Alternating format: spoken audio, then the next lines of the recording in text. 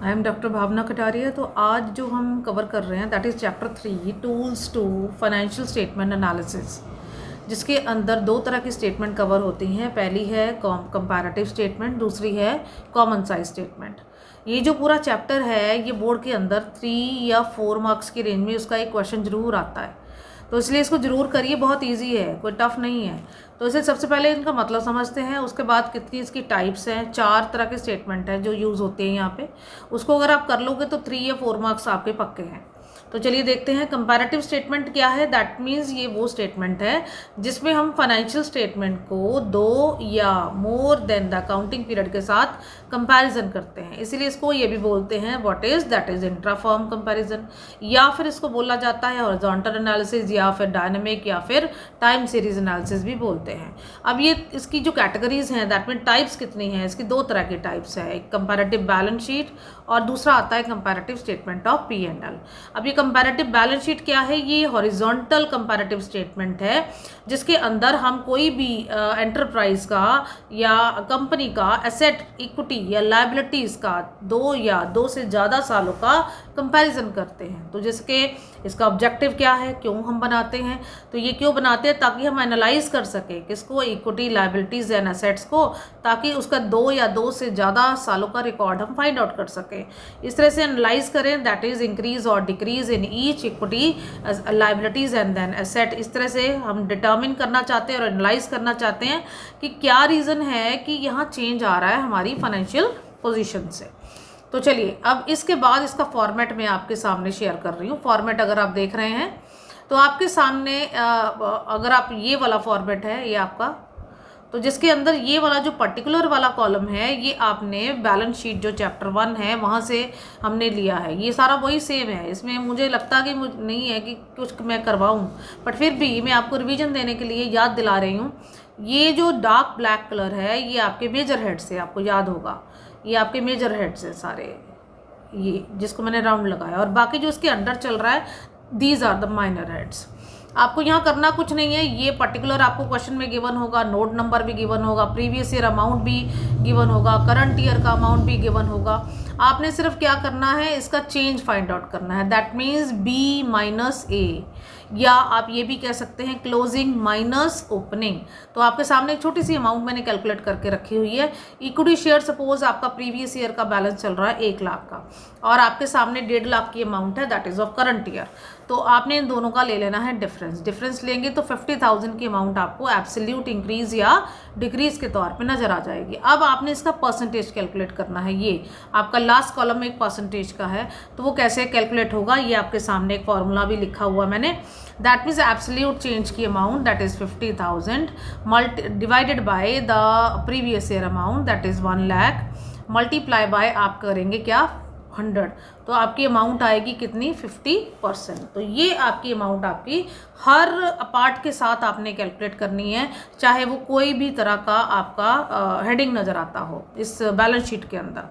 तो ये आपका हो गया, ये मैंने ऐसे कैलकुलेट किया। अगर आप इतना करते हैं तो आपको वहाँ पेपर में आधा नंबर मिलेगा, बट अगर आपने परसेंटेज गलत करी या अमाउंट गलत नोट करी तो आपका आधा नंबर कट जाएगा। तो इस तरह से इसके ये आपके सामने फॉर्मेट है, आप देख सकते हैं।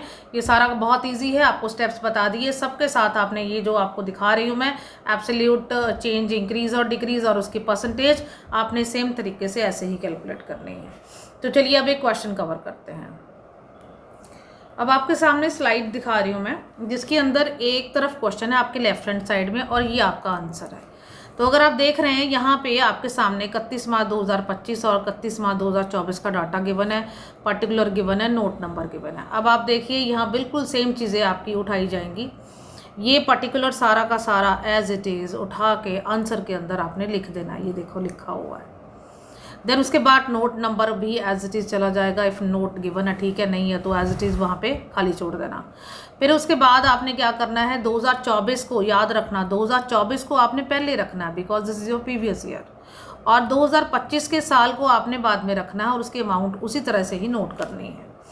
तो अब हम फाइंड आउट करते हैं जो मेन चीज़ एज ए स्टूडेंट आपको करनी है, ये absolute change, increase and decrease और उसका परसेंटेज। मैं 2 चीज़ें आपको कैलकुलेट करके दिखाऊंगी, उसके बाद बाकी आप कैलकुलेशन कर सकते हैं। ये आप देखिए हमारे पास ओपनिंग कितना था 2 लाख, जो क्वेश्चन में उससे ही उठाया ये देखिए, और उसके बाद क्लोजिंग कितना था 3 लाख, ये भी मैंने क्वेश्चन में से उठाया। अब इन दोनों का ले लेंगे हम डिफरेंस लेंगे, क्लोजिंग माइनस ओपनिंग करना है तो 1 लाख आ गया। 1 लाख का परसेंटेज, ये 50% कैसे आया ये देखिए, मैं कैलकुलेट करके दिखा रही हूँ। 1 lakh divided by 2 lakh multiply by 100, तो ये आपकी 50% इस तरह से आई। तो यहाँ पे आपको आधा नंबर मिलेगा। इसी तरह से बाकी चीज़ों का भी आपने ऐसे ही करना है। मैं एक और कैलकुलेट करके दिखाती हूँ। ये 2 लाख और ये वाला 2 लाख इधर, बट यहाँ पे कोई नहीं है। क्यों नहीं है? क्योंकि यहाँ पे कोई चेंज ही नज़र नहीं आया, इसलिए डैश छोड़ दिया। अब चलते हैं आगे, देखिए यहाँ पे आपके सामने लॉन्ग टर्म बोरिंग गिवन है 40,000, ये आपका ओपनिंग में चला गया, और 1,60,000 ये आपका क्लोजिंग में चला गया। क्लोजिंग माइनस ओपनिंग करेंगे तो 1,20,000 का डिफरेंस है। अब ये परसेंटेज कैसे आई है वो देखिए, 1,20,000 divided by the previous year amount that is 40,000 multiply by 100 करेंगे तो ये आपके सामने 300% नज़र आ जाएगी। आपने ये पूरा सारा सेम स्टेप आपने यहाँ पे कैलकुलेट कर देना है, तो आपको ये क्वेश्चन सॉल्व हो जाएगा। तो दिस इज़ द वे।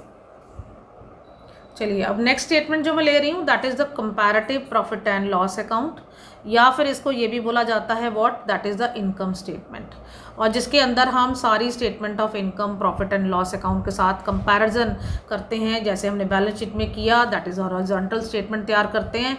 और इसके मेन ऑब्जेक्टिव्स क्या होते हैं, एनालाइज करना चीज़ों को, इन सब that mean revenue, other income और एक्सपेंसेस का 2 या 2 से ज़्यादा के साल के अंदर उनका स्टेटस क्या चल रहा है, उसके साथ इंक्रीज और डिक्रीज फाइंड आउट करना, कंपेयर करना मोर देन 1 ईयर के साथ, इस तरह से डिटर्मिन करना, फिर रीज़न फाइंड आउट करना कि ऐसा क्यों चेंज आ रहा है। तो ये इसीलिए बनाई जाती है। चलिए ये आपके सामने जो राइट हैंड साइड है आप देख रहे होंगे, यहाँ पे कंपैरेटिव स्टेटमेंट ऑफ P&L नज़र आती होगी। आपका ये जो पर्टिकुलर वाला कॉलम है, फिर से मैं बोलूँगी, आपका जो बैलेंस शीट चैप्टर 1 है इसी बुक का, ये वहीं से उठाई गई हैं। ये सारी की सारी आपको याद करनी पड़ेंगी।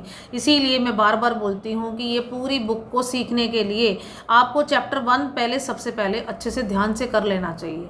उसकी भी वीडियो मैंने बनाई हुई है, उसको ज़रूर सुनिए, आपको बहुत जल्दी समझ आ जाएगा। तो इसीलिए मैंने ये वहीं से लिया है। मैं यहाँ पे बार बार नहीं आपको समझाऊंगी, it will wastage of time. तो ये आपके सामने है। उसके बाद आपका नोट नंबर है, देन प्रीवियस ईयर और करंट ईयर का अमाउंट आपको वहाँ पे पर क्वेश्चन में ही मिल जाएगा, और absolute increase decrease same way से आपने कैलकुलेट करनी है जैसे आपने बैलेंस शीट में करी थी। इस तरह से इंक्रीज और डिक्रीज का परसेंटेज भी सेम तरीके से कैलकुलेट होगा जैसे आपने अभी कंपैरेटिव बैलेंस शीट के अंदर किया था। बट अगर आप देखेंगे तो डिफरेंस यहाँ पे किस चीज़ का आ रहा है, सिर्फ ये फॉर्मेट का, बाकी सारा का सारा एक कॉलम ये आपके सारे सेम चल रहे हैं। चलिए इसके साथ एक क्वेश्चन लेते हैं तो आपको जल्दी समझ आएगा। ये आपके सामने राइट हैंड साइड में क्वेश्चन है और ये लेफ्ट हैंड साइड में आपका सोल्यूशन चल रहा है। तो जिसके अंदर आपको याद होगा सबसे पहला स्टेप क्या होता है, रेवेन्यू फ्रॉम ऑपरेशन। तो ये रेवेन्यू फ्रॉम ऑपरेशन ये देखिए क्वेश्चन में से यहाँ से लिया है, जिसमें सबसे पहले 2024 का अमाउंट, फिर 2025 का अमाउंट यहाँ पे लिया जा रहा है। तो उसके बाद you take the difference, 30 lakh minus 24 lakh, ये आपके सामने 6 लाख आ गया। और इसका परसेंटेज वही सेम तरीके से जैसे मैंने पीछे भी कैलकुलेट करके दिखाया, 6 lakh divided by 24 lakh multiply by 100 करेंगे तो ये आपके सामने अमाउंट 25% नज़र आ जाएगी। तो इस तरह से आपने इसको हैंडल करना है। इसी तरह से अब सेकंड अमाउंट आपकी आती है किसकी, इनकम की।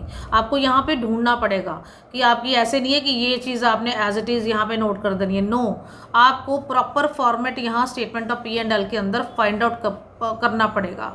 That is given in the balance sheet 1, that is chapter 1 के अंदर गिवन है। दैट मीन्स जो आपका फाइनेंशियल स्टेटमेंट एनालिसिस का चैप्टर है उसके अंदर ये गिवन है।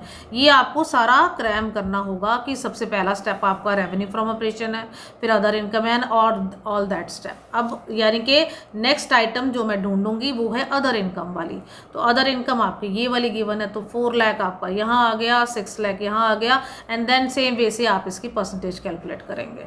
देन उसके बाद हम कर लेंगे फिर इसका टोटल, जैसे हम नॉर्मल वे से करते हैं, टोटल रेवेन्यू फाइंड आउट हो जाएगा। इसके बाद सारे एक्सपेंसेस अगर देखेंगे क्वेश्चन में, कॉस्ट ऑफ मटेरियल कंज्यूम्ड है, चेंज इन इन्वेंट्रीज है, ये आपकी यहाँ नोट हो रही हैं। ये देखिए 8 लाख और ये 10 लाख यहाँ पे आ गया, फिर ये 1 लाख, देन उसके बाद 2 लाख आपका यहाँ पे आ गया। तो इस तरह से आपने इसको नोट कर देना। तो यहाँ तक तो आपका हो जाएगा। अब उसके बाद मेन प्रॉब्लम आपको कहाँ पे फेस करनी पड़ेगी, ये देखिए ये statement, that means other expenses क्या है, that is percentage of cost of revenue from operation. Cost of revenue from operation का आपको याद होगा रेशियो एनालिसिस के अंदर मैंने फॉर्मूला करवाया था, ये फॉर्मूला आपका नीचे भी लिखा हुआ है, that is cost of material consumed plus change in inventories of finished goods work in progress. जो भी यहाँ डाटा गिवन होगा उसी के साथ ही आप कैलकुलेट करेंगे। अगर मैं इस क्वेश्चन में देखूँ तो यहाँ पे कॉस्ट ऑफ मटेरियल कंज्यूम्ड एक तो 8 लाख ये गिवन है, यानी कि इसको लोगे, प्लस चेंज इन इन्वेंट्रीज आपका कितना गिवन है 1 लाख, तो आपका टोटल अमाउंट कितना हो गया, that is of 9 lakh. 9 lakh का आप कितना करेंगे 20%, तो ये 20% करेंगे तो आपका 1,80,000 नज़र आ जाएगा। Same way same method you will opt for the 31 मार्च। यहाँ पे ये जो 2,40,000 की अमाउंट है वो कैसे आई है, ये 10 लाख मैं करके दिखा रही हूँ आपको, 10 लाख जो आपकी ये वाली अमाउंट है प्लस 2 लाख, ये आपका हो गया कितना 12 लाख, मल्टीप्लाई बाय फिर से वहाँ 20% करेंगे तो आपके सामने 2,40,000 की अमाउंट इस तरह से नज़र आ जाएगी। तो ये कैलकुलेशन आपने ऐसे करनी है। बाकी एब्सोल्यूट चेंज एंड देन वो जो आप कर रहे हैं वो आपका सेम वे है, सबका सेम मेथड है, उसमें अब बार बार मैं नहीं बताने वाली हूँ, ये आप कर सकते हैं ना। उसके बाद अब हम करते हैं आपका ये सारे एक्सपेंसेस का आपने क्या करना है टोटल, ये आपके सामने 10,80,000 और 14,40,000 आ जाएगा। फिर आपने इन दोनों का लेना है डिफरेंस, ये आपका 3,60,000 इस तरह से आ जाएगा। देन उसके बाद आपका परसेंटेज हम कैलकुलेट करेंगे सेम वे से जैसे हमने पीछे कैलकुलेट किया, that mean 3,60,000 divided by 10,80,000 multiply by 100 करेंगे तो आपके सामने 33.33 नज़र आ जाएगा। चलिए अब आगे बढ़ते हैं। नाउ इसके बाद अब हम लेंगे इनका डिफरेंस, 20 लाख माइनस 10,80,000 तो आपके सामने कितना आ जाएगा 17,20,000। ऐसे ही 36 लाख माइनस 14,40,000 आपके सामने कितना आ जाएगा, दैट इज़ 21,60,000। अब इसका डिफरेंस ले लेंगे तो ये आ जाएगा 4,40,000। इसका परसेंटेज कैलकुलेट कर लीजिए तो ये आपका आ जाएगा 25.58। फिर अब इसी अमाउंट के ऊपर दैट मीन जो आपने प्रॉफिट बिफोर टैक्स कैलकुलेट किया ये वाली, इसका आप कर देंगे 40%, तो ये आपकी अमाउंट आपकी 6,88,000 और 8,64,000 आ जाएगा। फिर इन दोनों का फिर से डिफरेंस ले लो, डिफरेंस लोगे तो आपका 1,76,000 और उसका परसेंटेज कैलकुलेट कर लेना, तो ये स्टेप भी कंप्लीट हो गया। देन आफ्टर दैट आपका प्रॉफिट आफ्टर टैक्स कैसे कैलकुलेट होगा, आप 7,20,000 माइनस 6,88,000 करेंगे तो 10,32,000 आ जाएगा। फिर 21,60,000 माइनस 8,64,000 करेंगे तो 12,96,000 आ जाएगा। तो उसी तरह से अब इन दोनों का डिफरेंस ले लीजिए, दैट मीन्स 12,96,000 माइनस 10,32,000 ये आपका आ गया 2,64,000 और इसका परसेंटेज कैलकुलेट कर लीजिए, आपका ये कंपैरेटिव इनकम स्टेटमेंट कंप्लीट हो जाता है। तो ये बहुत इंपॉर्टेंट है, ज़्यादातर सीबीएसई के अंदर ये वाला क्वेश्चन आता है इस तरह का, आपको 3 to 4 मार्क्स की रेंज का। चलिए अब हम कर रहे हैं common size statement. Common size statement भी यहाँ पे 2 तरीके की हैं, बट इसमें हम करते क्या हैं, 2 सालों का अलग अलग परसेंटेज कैलकुलेट करते हैं। दैट मीन 2 या 2 सालों से ज़्यादा भी हो सकता है, बट आपके सिलेबस में हम 2 साल ही करवाते हैं और उसके बाद इसको एक पर्टिकुलर परसेंटेज के अंदर कन्वर्ट कर देते हैं। उसका एक मेथड है और जिसके अंदर आपकी टाइप्स ऑफ कॉमन स्टेटमेंट नज़र आती हैं, कॉमन साइज बैलेंस शीट और common size statement of P&L account. ये 2 या 2 सालों के साथ कन्वर्ट करी मतलब फाइंड आउट करी जाती है, that is the common size balance sheet जिसको बोला जाता है। इसको वर्टिकल एनालिसिस भी बोलते हैं, कंपैरेटिव को हम बोलते हैं हॉरिजॉन्टल, इसको क्या बोलते हैं वर्टिकल एनालिसिस।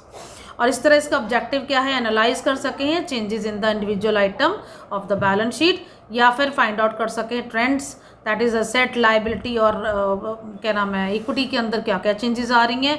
और अगर फाइनेंशियल साउंडनेस को फाइंड आउट करना है या अंडरस्टैंड करना है फाइनेंशियल स्ट्रैटेजी, तो ये वाला आपने स्टेटमेंट तैयार करना है। तो आपके राइट हैंड साइड पे मैं आपको दिखा रही हूँ इसका फॉर्मेट। अगर आप देख रहे हैं फिर से ये आ गया, ये आपके सामने है, ये आपका फिर से वही सेम है जो आपने पहले भी किया। ये नोट नंबर भी वहाँ से मिलेगा क्वेश्चन में से। उसके बाद प्रीवियस ईयर का अमाउंट भी, करंट ईयर का अमाउंट भी क्वेश्चन में मिल जाएगा। अब यहाँ पे चेंज आता है लास्ट 2 कॉलम्स के अंदर। पहले आप एब्सोल्यूट चेंज का कैलकुलेट कर रहे थे इन द कंपैरेटिव, बट अब यहाँ पे क्या करना है आपने, प्रीवियस ईयर का अमाउंट कैलकुलेट करना है, प्रीवियस ईयर की परसेंटेज कैलकुलेट करनी है। मैं आपको यहाँ पे थोड़ी सी कैलकुलेट करके दिखा रही हूँ। सपोज यहाँ पे इक्विटी शेयर कैपिटल की अमाउंट आपकी आती,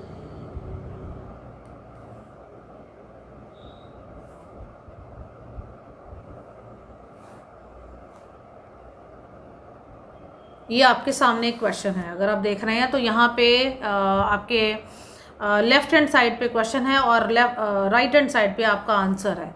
आप देख रहे हैं ये आपका पर्टिकुलर एज इट इज़ यहाँ पे नोट कर दिया गया है, नोट नंबर भी एज इट इज़ चल रहा है। 2024 को आप कोशिश करेंगे, कोशिश नहीं करना ही है आपने, कि आपने पहले रखिए उनकी अमाउंट्स को और 2025 को बाद में, so that you can make the comparison. अगर आपने ऐसे नहीं किया तो यू विल गेट कंफ्यूज, उससे वैल्यूज़ आपकी गलत होनी शुरू हो जाएंगी।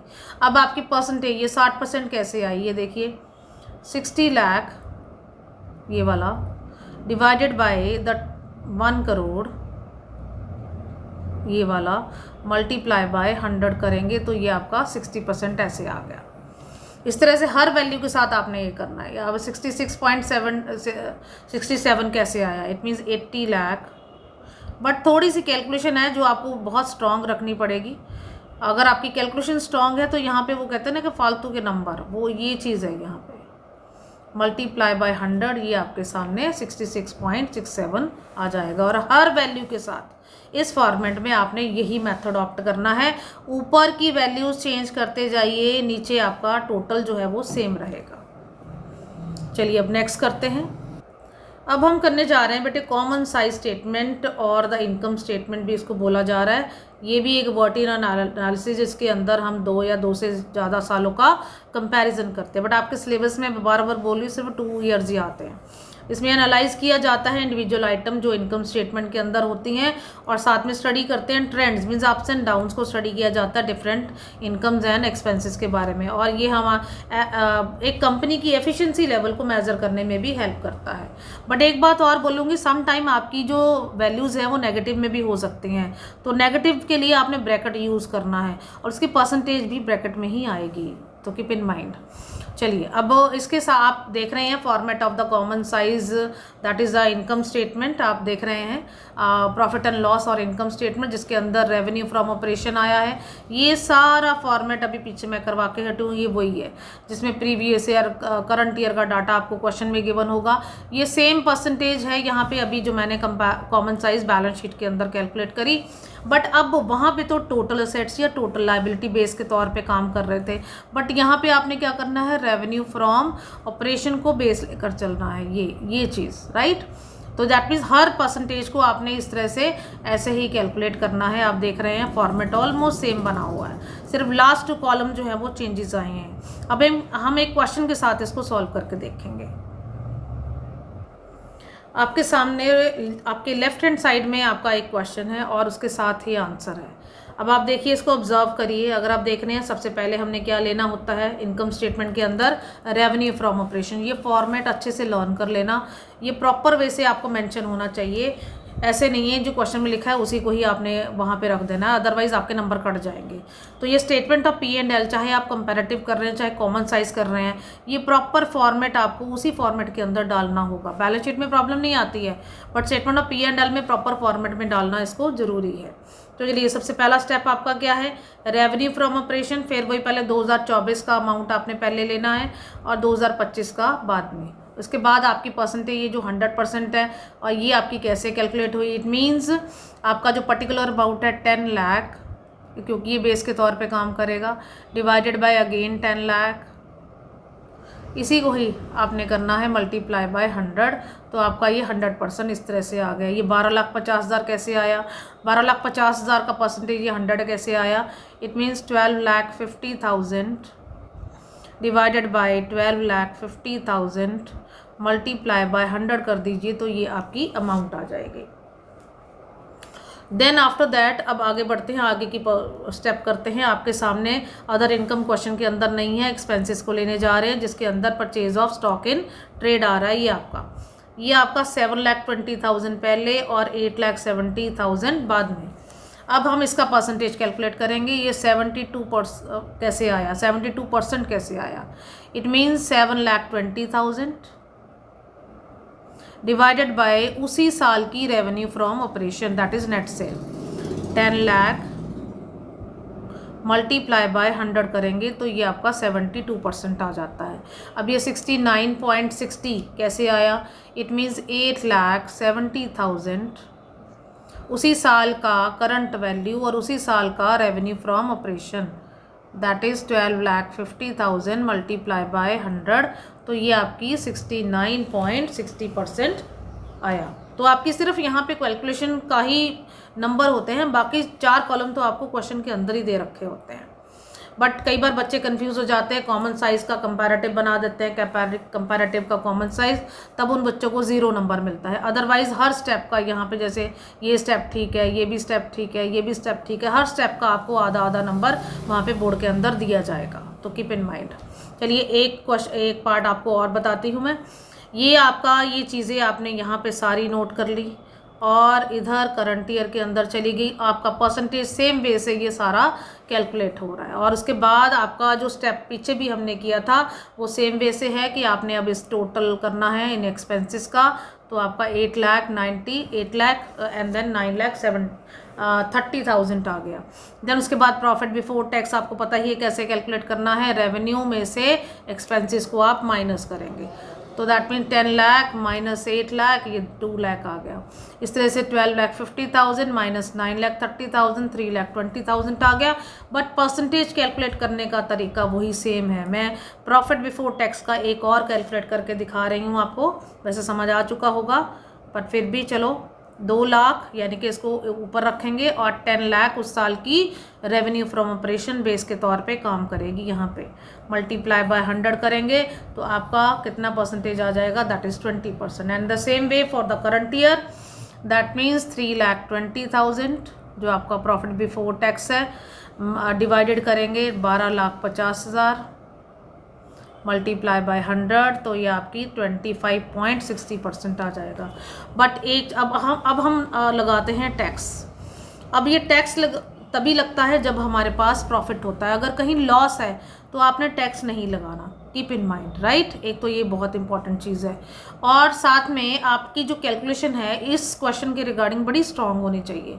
अदरवाइज़ क्या है, फॉर्मेट ही है जिसको आपने कॉपी पेस्ट करना है, ठीक है। तो अभी एक इनकम टैक्स का आपके सामने चल रहा है ये, और साथ में आपका ये परसेंटेज वही सेम तरीके से कैलकुलेट करेंगे। प्रॉफिट आफ्टर टैक्स है, ये आपके सामने ये आ गया है। तो इस तरह से आपका ये पूरा मैंने ये 4 जो फॉर्मेट है वो आपको इस वीडियो के अंदर दिखाए, जो 3 या 4 मार्क्स की रेंज के आपको आएंगे पेपर में। ओके बच्चे, आप इसको ध्यान से सुनिए, और अगर आपको पसंद आए तो लाइक शेयर और सब्सक्राइब जरूर करिए वीडियो को।